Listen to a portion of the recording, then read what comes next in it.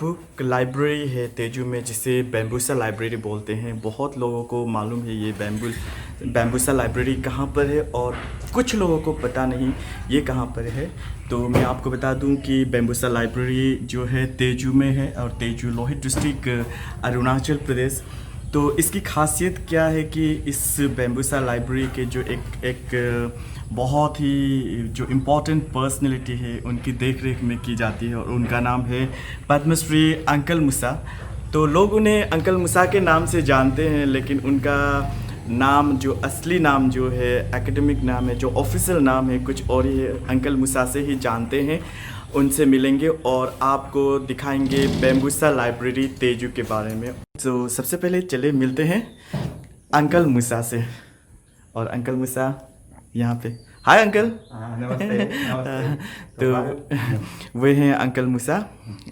तो आज आपको अंकल मूसा से मिलाते हैं कुछ। तो हमारे साथ अंकल मूसा बैठे हुए हैं। तो अंकल मूसा एकदम ब्रीफ में अगर बताना हो तो लोग आपको अंकल मूसा से जानते हैं। तो ये नाम, ये एक तो पहले बहुत सिंपल नाम है, कोई भी याद कर सकते हैं, कोई भी आसान से बोल भी सकते हैं। सेकेंडली ये मेरा पेन नेम रहा है, जो बच्चों के लिए मैं जो आर्टिकल्स लिखता था तो उसमें ये इससे यूज़ कर रहा था। तो वो बस वो रह ही गया, वही आराम से कोई भी यूज़ कर सकते, याद कर सकते जी।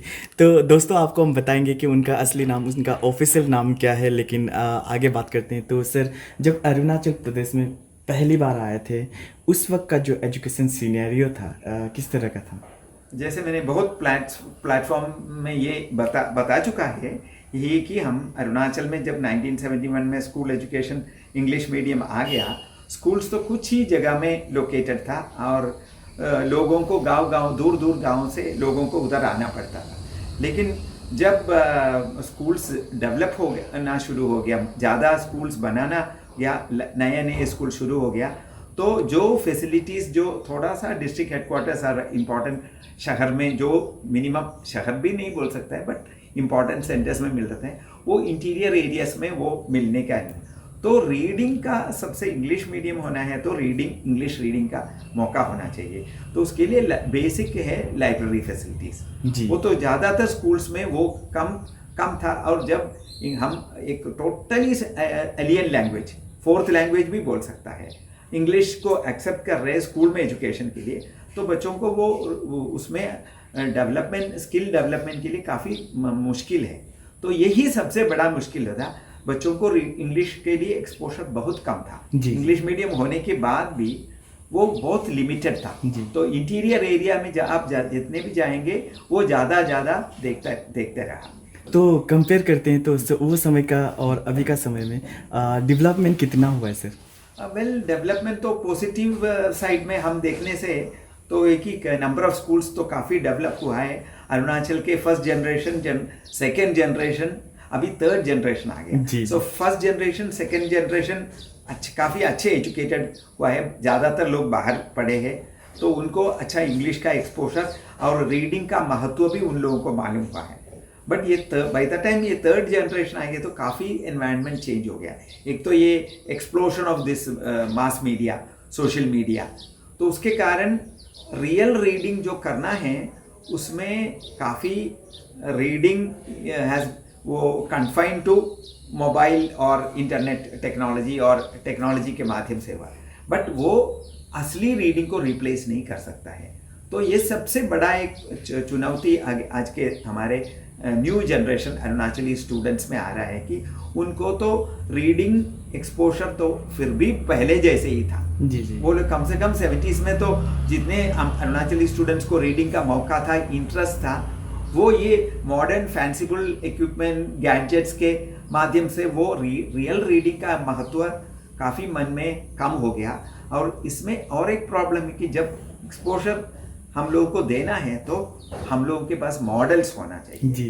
Role models most important for कोई भी भाषा डेवलप करने के लिए आपको स्पीकर्स होना चाहिए। जब तक हमारे बच्चों में या युवकों में इंग्लिश सुनने का, अच्छा स्टैंडर्ड इंग्लिश सुनने का मौका नहीं होता है तो उनको इंग्लिश प्रोफिशिएंसी आना बहुत मुश्किल होगा। ये हिंदी को तो वो हुआ है क्योंकि नेटिव स्पीकर्स ऑफ हिंदी अभी अरुणाचल में काफ़ी है। आफ्टर 1980 काफ़ी हिंदी स्पीकर्स इस एरिया में हिंदी भाषी आए हैं, बट उसके अनुसार इंग्लिश का हमें सपोर्ट नहीं हुआ है। जी। तो दो एकेडमिकली हम लोग बोलते हैं कि इंग्लिश मीडियम स्कूल्स है, except in some private schools, बाकी गवर्नमेंट स्कूल्स में ये चुनौतियाँ बढ़ रही है जी, कम नहीं हो रहा है। जी। अभी इनफॉर्मली में आपसे पूछते हैं, तो आपने कहा कि English development, English language improve होने के बावजूद भी बहुत सारा बाकी है इम्प्रूव करने के लिए। जैसे कभी कभी जैसे हम लोग फेसबुक में सुनते हैं, सोशल मीडियाज़ में देखते हैं कि लोग कहते हैं कि अरुणाचल के लोग जो हिंदी है आधा अधूरा बोलते हैं, इंग्लिश ब्रोकन, नेटिव लैंग्वेज अपना वर्नाकुलर लैंग्वेज या कहें कि मदर टंग जो कि डायलेक्ट है वो बोल ही नहीं पाते हैं। तो इस सिचुएशन में आप क्या कहेंगे सर? ये प्योर लैंग्वेज एक आइडिया है, वो तो कम्प्लीटली एक मिथ है। तो आप इंग्लैंड में जाने से भी आप जो माई फेयर लेडी फिल्म देखा होगा, तो फ्लावर सेलर्स कितने अजीब सा इंग्लिश बोलते हैं, इसलिए वो सॉन्ग बहुत मशहूर है, the rain in Spain stays mainly in the plain. So professor उनको हिगिंस उनको सिखाते हैं।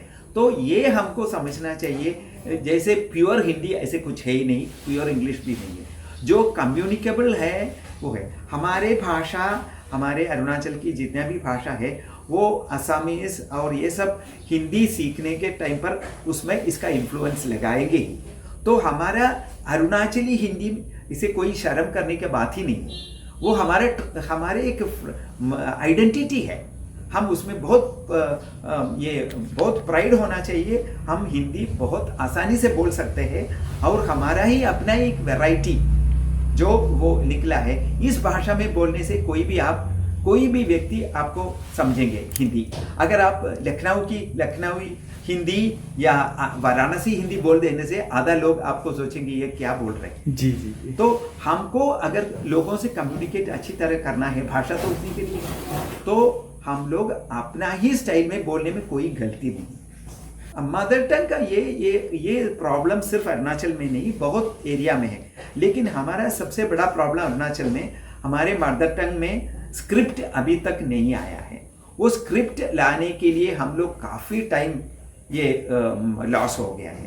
तो अगर रोमन स्क्रिप्ट यूज़ करना है, देवनागरी स्क्रिप्ट, उसके डेवलपमेंट जब तक कंप्यूटर नहीं आते हैं वो क्लियर कट आइडिया नहीं था। अभी तो वो प्रॉब्लम नहीं है, बट अगर हम क्लास 6 में या 7 में या 5 में थर्ड लैंग्वेज जैसे मातृभाषा इंट्रोड्यूस करेंगे, वो तो पॉपुलर होगा ही नहीं। अगर मातृभाषा, अगर कोई भाषा अच्छा से सीखना है तो वो जैसे इंग्लिश हम लोग हिंदी सिखा रहे, उसी तरह अपनी मातृभाषा क्लास 1 से सिखाना पड़ेगा। और हम क्योंकि अरुणाचल का पॉपुलेशन एक मिक्स्ड पॉपुलेशन है, तो ये नहीं बोल सकता है कि ये मेरा मातृभाषा नहीं इसलिए हम स्कूल में नहीं पढ़ेंगे।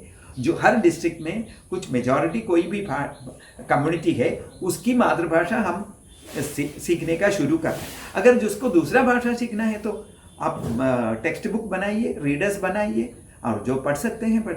लेकिन अभी प्रिंटेड बुक्स, टेक्स्ट बुक जरूर नहीं है, स्टोरी बुक्स, बहुत कुछ। अभी आप नागा भाषा में खासी भाषा, ये सब डेवलप किया है सिर्फ टेक्स्ट बुक से नहीं।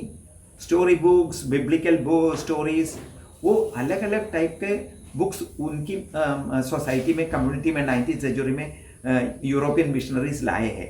तो इसलिए वो लैंग्वेजेस का डेवलपमेंट हुआ है। हमारे लैंग्वेजेस को डेवलप करने के लिए हमें आगे आना पड़ना, हमको दूसरा कोई डिपेंड करना ही नहीं चाहिए। वो उस ज़माने में तो कोई नहीं था, इसलिए मिशनरीज काम किया है। अभी हम लोग अपने एजुकेटेड अरुणाचली लोग अपने अपने एरिया में स्क्रिप्ट अडॉप्ट करना है। जितने भी जल्दी readers, number of story books इसी माध्यम से इंट्रोड्यूस करने से क्लास 1 से अपनी मातृभाषा लिखने का एक टेस्ट, पढ़ने का टेस्ट, उसके बाद में लिखने का टेस्ट आ ही जाए। जी, तो जैसे कि अंकल मिसा ने कहा कि अपना मदर टंग सीखने के लिए एक प्रेरणा होना पड़ेगा, हम लोगों को कहीं ना कहीं मोटिवेटेड होना पड़ेगा। तो सर बात करते हैं बैम्बूसा लाइब्रेरी की। सर इसकी स्थापना कब हुई थी सर? 2007 में ये इसका फॉर्मल फिजिकल स्ट्रक्चर हुआ है, लेकिन आइडिया है 2006 में उस टाइम के Lohit youth library, Lohit district DC deputy commissioner थे प्रशांत लोखंडे जी, तो उन्होंने एक टीचर्स ओरिएंटेशन कैंप ऑर्गेनाइज किया था वो 2006 में। और AWSC जो हमारे लाइब्रेरी के फाउंडर ऑर्गेनाइजेशन है, association of writers and illustrators for children, उनके एक्सपर्ट्स और नेशनल बुक ट्रस्ट हम और मेरे parent organisation Vivekananda trust Mysore से हम लोग एक जॉइंटली एक टीचर्स वर्कशॉप ऑर्गेनाइज किया था डिस्ट्रिक्ट एडमिनिस्ट्रेशन। तो उसमें AWSC को इतना अच्छा लगा, तो ये रीडिंग प्रमोशन का एक अरुणाचल में एक माहौल चाहिए था। सोचो AWSC ऑफर किया है, हम लोहित के लिए एक लाइब्रेरी ऑफिस ऑफर कर रहे हैं। तो उसके कारण वो ऑफिशियली वो 2007 मार्च में वो दिल्ली में हमारे अभी के डिप्टी चीफ मिनिस्टर चौनामेन सर, जो उस टाइम थे एजुकेशन मिनिस्टर थे, उन्होंने ऑफिशियली लोहित के युवजनों के लिए उसको रिसीव किया AWSC से और हमारे ट्रस्ट को हैंड ओवर कर दिया, तो आप एक लाइब्रेरी शुरू कर दी। तो बिकॉज वो it's a joint effort, jointly done with the Lohit administration. तो ये library building originally district administration provide किया था जी सर। तो बाद में ये जब ये बैम्बूसा लाइब्रेरी दूसरे वेलविशर्स के माध्यम से एक अभी एक परमानेंट ये बिल्डिंग आ चुका है, बहुत लोग इसका कंट्रीब्यूट किया है। अभी ये लाइब्रेरी ये VKV तफरगाम अलमनी सोसाइटी का ग्रुप से ये वो लोग एडमिनिस्टर कर रहे हैं। जी सर। तो सर 2007 से अभी तक का जर्नी कैसा रहा? वो एज एक्टिविटी वाइज हम मुझे बहुत अच्छा लगता है कि हम लोग जब 2007 में एक लाइब्रेरी रीडिंग रूम जब शुरू हुआ है, तो उस टाइम तो ये बहुत लोग सोचते हैं कि लाइब्रेरी में जाना बहुत टाइम वेस्टिंग है और पहले टेक्स्ट बुक पढ़ना पड़ेगा, उसके बाद ही ये नहीं। लेकिन अभी वो विचारधारा काफ़ी चेंज हुआ है, क्योंकि जो रीडर्स बहुत आगे आके उसमें इंटरेस्ट लिया है, वो ऐसे बहुत हम सक्सेसफुल रोल मॉडल्स अभी निकल चुका है। तो मैं समझता हूँ कि as the youth library movement, ये बैम्बूसा लाइब्रेरी और उसके यूनिट लाइब्रेरीज जो नामसाई में है, हवाई में है, तो बहुत वाकरों में अपनी लाइब्रेरी है। ये लोग बहुत बड़ा एक समाज के लिए एक बड़ा सेवा किया। इसका नाम जो है थोड़ा अजीब है, छोटा सा प्यारा सा है, बैम्बूसा। सर इसका नाम बैम्बूसा क्यों? ये तो तेजू में ओरिजिनली हम शुरू किया, डिस्ट्रिक्ट एडमिनिस्ट्रेशन ने एक बैम्बू मिशन का एक बिल्डिंग बनाया था, तो बैम्बू का बोटानिकल नेम है बैम्बूसा, तो इसलिए हमने उसका फर्स्ट पार्ट ले लिया बैम्बूसा। तो क्योंकि पूरा बिल्डिंग बैम्बू का था, तो इसलिए बहुत थोड़ा अजीब से लगेगा, छोटा भी है, याद करने के लिए भी लोगों को सुविधा है, तो इसलिए बैम्बूसा लाइब्रेरी रखा जी। तो सर ये जो बैम्बूसा यूथ लाइब्रेरी जो नेटवर्क है, इसके लिए जो बुक्स होते हैं, जो बुक्स आते हैं, सर कंट्रीब्यूशन कहाँ से आता है sir? Totally it is contributed by people, well wishers, donors, और इसमें गवर्नमेंट एजेंसीज भी एज डोनर्स हैं। तो हमको अरुणाचल के स्टेट लाइब्रेरी डिपार्टमेंट से काफ़ी सपोर्ट मिला है जी। डिस्ट्रिक्ट एडमिनिस्ट्रेशन से सपोर्ट में बहुत ऑफिसर्स कंट्रीब्यूट किया है, और जो plus large number of well wishers जो कैजुअली, जैसे कोई वाकरों में लाइब्रेरी देखा है तो अंदर अरे इवनिंग में इतना छोटा जगह में एक लाइब्रेरी खुला है, इवनिंग में देखे, ऐसे कुछ लोग आके कंट्रीब्यूट किया। फिर कुछ बुक लवर्स है, वो रेगुलरली एनुअली कंट्रीब्यूट करते हैं। फिर दूसरे कुछ लोग हैं जो हमारे वेल विशर्स एनुअली कंट्रीब्यूट करते हैं। हमारे हम लोग अभी अवार्ड्स देते हैं हर साल हमारे एक्टिविस्ट को, वॉलंटियर्स को, तो वो काफ़ी प्रेस्टिजियस अवार्ड्स है। एनुअल 5,000 to 8,000 रुपीज़ एक वॉलंटियर को एक अवार्ड मिलते हैं, वो सब कंप्लीटली स्पॉन्सर्ड बाय डोनर्स। जी जी। आप अरुणाचल आए थे उस समय का अगर हम बात करें, एजुकेशन की बात करें, हेल्थ की बात करें, रोडवेज की बात करें, तो रोडवेज के बारे में थोड़ा सा जानना चाहते हैं। फिजिकल हार्डशिप्स तो उस ज़माने में डेफिनेटली सबको था, जो भी 1960 में, 70 में, 80s में रहे हैं, तो उनको मालूम पड़ेगा कि 60s से काफ़ी 70s इम्प्रूव हुआ है, 70s से 80s इम्प्रूव हुआ है, 80s से 90s, वो तो ग्रेजुअल डेवलपमेंट है। लेकिन कुछ टाइम में बहुत बड़ा जंप भी हुआ। जैसे हम लोग को पहले अरुणाचल आने के लिए डायरेक्ट बस सर्विस नहीं था, तो नदी के पास तक एक बस में आना है या 2 बस में आना है, फिर नदी क्रॉस करने के बाद दूसरा बस में।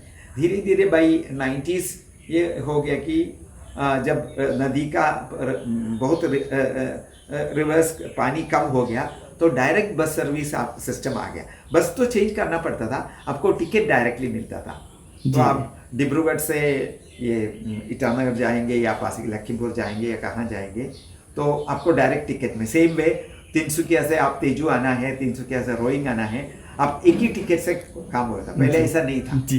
70s में, अर्ली 80s में तक। तो सर ये तो हुई किस तरह से अरुणाचल प्रदेश में डेवलपमेंट आया और देख रहे हैं, आपने खुद देखा है, लेकिन कहीं ना कहीं आपको लगता है कि सोशल ट्रेडिशन कल्चर में हल्का सा डिग्रेडेशन आया है? डेफिनेटली वो ज़्यादा कोई भी चीज़ ज़्यादा मिलने से उसको ठीक तरह यूज़ नहीं होने से वो ज़्यादा रहता है। तो ये इम्बैलेंस इन जो मटेरियल्स हम लोगों को अपॉर्चुनिटीज़ मिल रहा है, रिसोर्सेज मिल रहा है, ये मोबाइल है, कंप्यूटर है, वो फैसिलिटीज़ है, सोशल मीडिया है या कम्युनिकेशंस है, व्हीकल्स है, सब उस कैटेगरी में आता है। अगर आपको वो मटेरियल्स रिसोर्स से आपको मैक्सिमम अपना लाइफ को कैसे इम्प्रूव नहीं जानता है या उसमें हमारे कमी होती है, तब तो वो आपको बहुत अलग अलग रास्ता से ले जाएंगे। जैसे सिंपल एग्जाम्पल है, आप कोई मोबाइल ऐप्स गूगल से कुछ शुरू करने चेक आपको, लेकिन आप एक सोच के शुरू करेंगे, आप सडनली दूसरा आपका अटेंशन दूसरे में डिस्ट्रैक्ट हो जाता है, तो आप उसको ढूंढना शुरू करेंगे तीसरा, तो ओरिजिनल हम भूल जाते हैं हम किसके लिए गूगल खोलें। दिस इज कॉल्ड डिस्ट्रैक्शन, क्योंकि इतना मटेरियल पहले ऐसा नहीं था। अगर आप बुक लेंगे तो आप एक बुक लिया है तो मतलब उससे जानकारी लेने के था, तो आपका टाइम और रिसोर्सेस पूरा उसमें जाता था। आजकल इसके लिए हमें बहुत सतर्क रहना पड़ता है। अब बात करते हैं पद्मश्री अंकल मूसा की। सर, जब आपका नाम जो पद्मश्री अवार्ड में जो आपका नाम जो मिला था, तो उस वक्त जो एक फीलिंग था सर, उस वक्त का जो सिचुएशन जो कुछ फील कर रहे थे, क्या था सर? वो एक्चुअली जैसे मैंने पहले भी 3-4 प्लेटफॉर्म में ऑलरेडी बता चुका हूँ, ये पूरा क्रेडिट अरुणाचल के युवकों बच्चों के लिए है, क्योंकि उन्होंने ये रीडिंग मूवमेंट का एक नया आइडिया उन्होंने डेवलप किया। जब तक लिसनर्स नहीं है, पार्टिसिपेंट्स नहीं है, स्टोरी टेलिंग करने के लिए सुनने वाले नहीं है, किताब पढ़ने के लिए बच्चे नहीं है, तो कोई एक रीडिंग मूवमेंट हो ही नहीं सकता है। तो लास्ट 40 ईयर्स में मेरा एसोसिएशन बच्चों के साथ हुआ है, स्टूडेंट्स के साथ हुआ था, तो वो उसमें उनका मोटिवेशन से, उनके सपोर्ट से ही मुझे प्रेरणा मिली है जी। तो actually the award is meant to be given to the children of Arunachal. Padmashri is for the children of Arunachal, लेकिन इतने लोग तो दिल्ली जा नहीं पाएंगे, तो किसी को रिप्रेजेंटेटिव करके देना है, तो मैं ऐसे उनका कोऑर्डिनेटर, उनका पोस्टमैन जैसे मैं रिसीव कर रहा हूँ, बस इतना ही है। तो इसी से मालूम चलता है कि अंकल मूसा की जो ह्यूमिलिटी किस तरह के। तो अंकल मूसा, अभी आप जानना चाहेंगे कि लोग अंकल मूसा के नाम से जानते हैं, आपका असली नाम क्या है सर? हाँ, असली नाम है सत्यनारायणन, मेरा फैमिली का नाम है मुंडयूर, नाम तो सत्यनारायणन है। जी। हाँ। बात करते हैं फिर रीडिंग की। जब हम अब के ज़माने में, अब के टाइम में जब हम रीडिंग की बात करते हैं, लोग जो लिटरेरी जो बुक्स पढ़ते हैं उनकी जो तादाद है कम हुई है, क्या कहेंगे सर? ये एक्चुअली वही अपना एक इंटरेस्ट से जो परस्यूट करेंगे, फॉलो करेंगे, तब तो उनको बेनिफिट होगा। और ऐसे भी हमारे रीडिंग पॉपुलेशन काफ़ी बढ़ गया है अरुणाचल में। There is a very highly, आज तेजू जैसे अभी हम लोग तेजू में हैं, तेजू देखेंगे तो काफ़ी एजुकेटेड, काफ़ी वेल रीडिंग ऑफिसर्स बहुत हैं इधर में। मुझे बहुत प्राइड लगता है जो ऑफिसर्स बीच बीच में आके लाइब्रेरी से कुछ बुक्स पूछते हैं या डिस्कस करते हैं, बुक्स के बारे में बताते हैं, तो वो एक बहुत अच्छा पॉजिटिव डेवलपमेंट है। पहले 30 ईयर्स के 40 ईयर्स के पहले इतना नहीं था। मोस्टली जो ऑफिसर्स बाहर से थे उनके पास ये नॉलेज था। अभी हमारे अरुणाचल के ही बहुत ऑफिसर्स, वो डॉक्टर्स, इंजीनियर्स काफ़ी वेल रेड है, और उसमें कुछ लोग ये भी देखेंगे आप, कुछ तो in spite of getting knowledge they don't read, तो उनका पर्सनल चॉइस हो गया। जी जी। हाँ। तो सर, आप पेन नेम अंकल मूसा से लिखते हैं, अगर आपको कहें या आपसे पूछे कि कुछ फेवरेट बुक्स आपका क्या है, तो आप हमारे देखने वालों को क्या कहेंगे? बहुत टाइप का बुक्स है। अभी बैंबूसा लाइब्रेरी के सोचेंगे तो मैंने ये नया डिस्कवर, मेरे लिए पर्सनल डिस्कवरी था रोald डाल के स्टोरीज। हाँ, सिर्फ मैं नहीं, हमारे लाइब्रेरी रीडर्स भी काफ़ी उसको पसंद है। कल रात में ही एक बोल रहा था, एक छोटा बच्चों के लिए रोald दाhl का एक बुक आया है कलर्स, वो तो मैंने देखा नहीं है, बट वो बता रहे थे, हमारे लाइब्रेरी वॉलंटियर बता रहे थे काफ़ी इंटरेस्टिंग है, तो मैंने अब उनका नेव्यू को मैं खरीदा हूँ, वो बता रहे थे। तो ये एक हम लोगों के लिए एक रोald दाhl एक नया डिस्कवरी था। लेकिन मेरे अदरवाइज ऑल्सो मैंने बहुत कुछ पुराने जो मेरा बैम्बूसा लाइब्रेरी में एसोसिएट होने के पहले ही बहुत फेवरेट राइटर्स है, जैसे